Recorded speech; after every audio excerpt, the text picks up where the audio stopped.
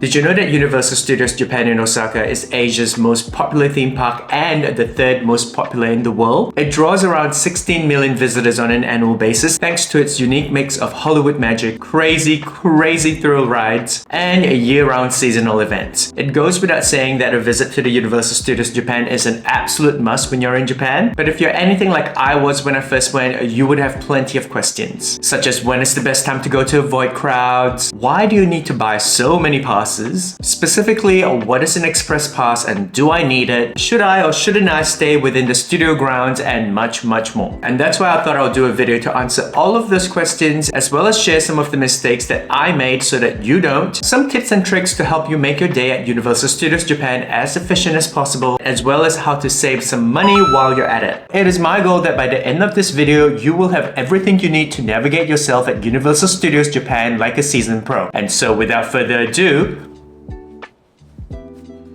let's get into it, shall we?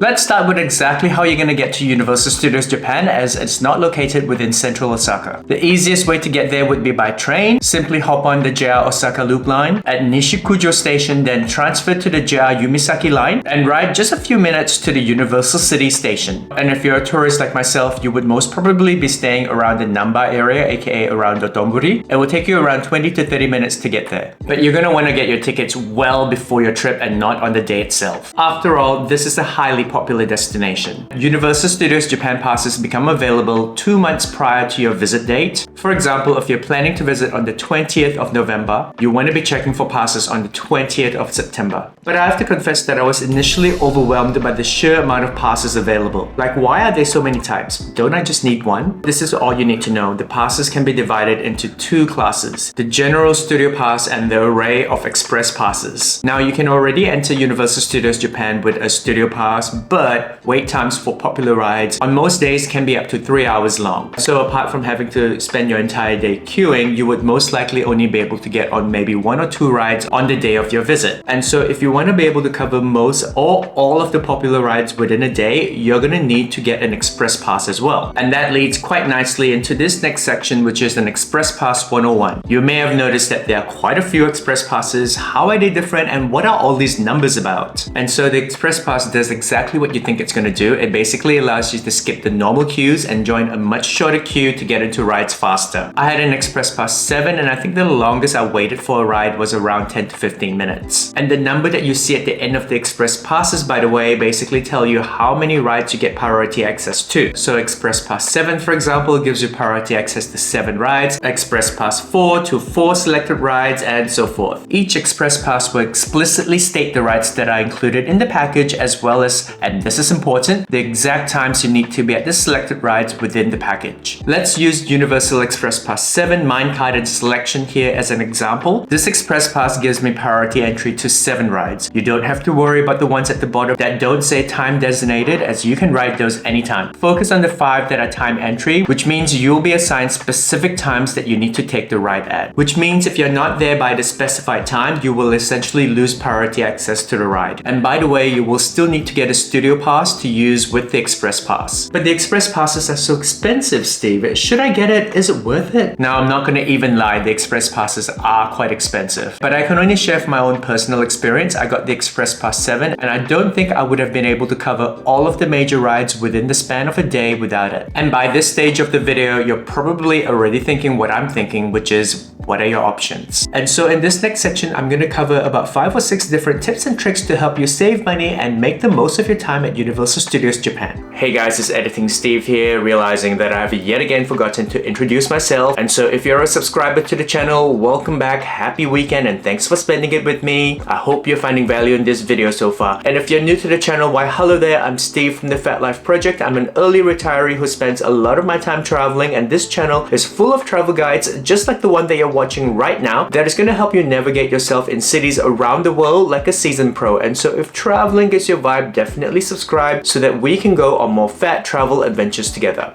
Right, with that out of the way, let's get back into it, shall we? The first most obvious option would be to get an Express Pass 5 or 4, as that will still allow you to cover 5 or 4 of the more popular rides on the theme park, as you can see here. Express Pass 5 and 4 will also be cheaper, and by the way, if you do plan on getting an Express Pass, you should purchase them on Klook, as you can use my code to get an additional 10% off both your Express Pass and Studio Pass. But if you're still insistent on not getting an Express Pass, not to worry, I got you. The rest of the tips on this list are going to help you make the most of your time at Universal Studios. The obvious no-brainer would be to visit on a weekday, aka a Tuesday, Wednesday, or Thursday, as these days typically see fewer crowds and thus less queues compared to a weekend or Monday. Aside from this, I would also recommend planning your trip outside of Japanese public holidays and school holidays, for obvious reasons. If you've done that and now want to further minimize your waiting times, or perhaps you can't change your travel dates, the next thing I would recommend you do would be to get to the park as close to opening time as possible. And one of the best ways to make sure that you do get to the park early is to actually stay on the park's premises. And I would especially recommend this option if you're traveling with kids. I actually did this. I stayed at the Oriental Hotel, Universal City. Rooms weren't too expensive. I think mine was around $140 a night. And they have a fantastic all-you-can-eat morning buffet as well to fill you up before you head over to the park, which is located a mere 5-minute walk away. And by the way, if you are catching a limousine bus from the airport, like I mentioned in my Osaka travel update video, the limousine bus would take you straight to the doorstep of this hotel as well. And to make the most of your early entry into Universal Studios Japan, you also want to download their app. And I highly recommend you download and sign up for an account within the app the day before you visit. And the first thing you want to do as soon as you enter the park is to open up the app and reserve entries to all the rides you want to get on. Assuming you've already created an account, what you want to do is you want to make sure your location services are turned on, as the reservation feature only unlocks once you're actually inside the park. Tap on timed entry e-ticket or area time entry and choose from the available entry times. Pick your preferred slot or whatever is still available and immediately confirm. Once you've confirmed, you'll get a QR code that you'll scan to enter the designated ride. But as this move is free and also not exactly a secret, slots are going to fill up quickly, so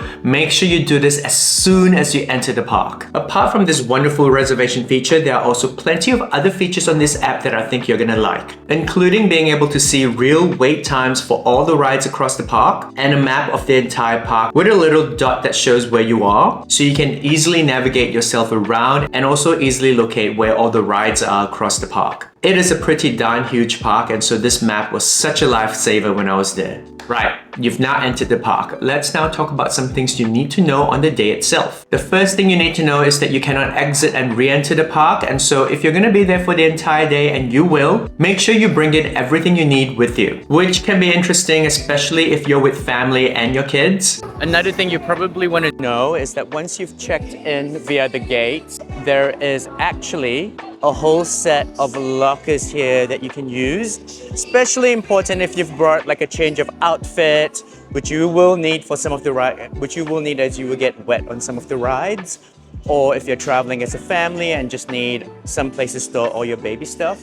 There are heaps of lockers here. They cost 500 yen to rent out for the entire day. Pretty handy. Also here is a change machine if you need small change, and power banks.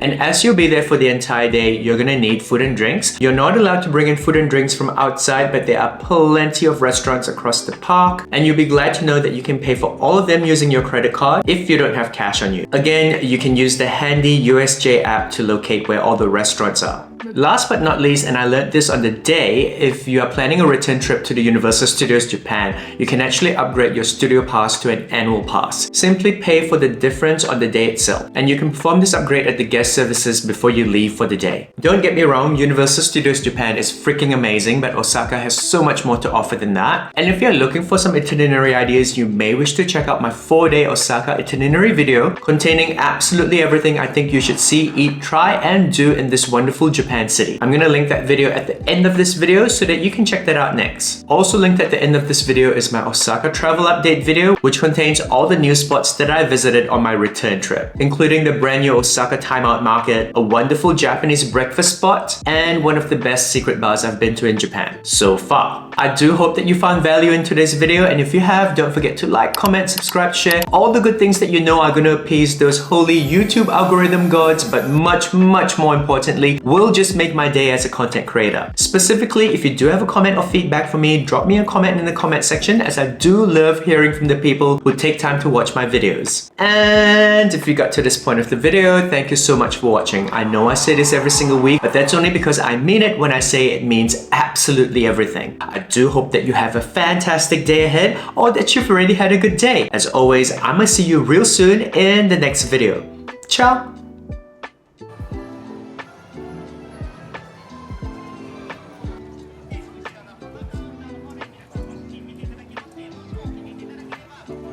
Village just looks entirely different at night, and this is so cool.